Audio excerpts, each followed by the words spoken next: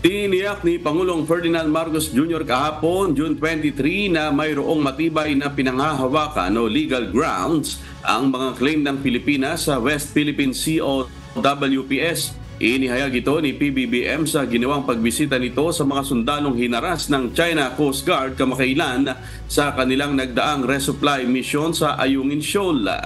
Iginit nito ang kanyang pangako sa bayan mula noong maluklok siya sa posisyon na gagawin nito ang lahat ng paraan para maingatan at ipagtanggol ang teritoryo ng bansa, lalo na't nakapanig sa Pilipinas ang international law.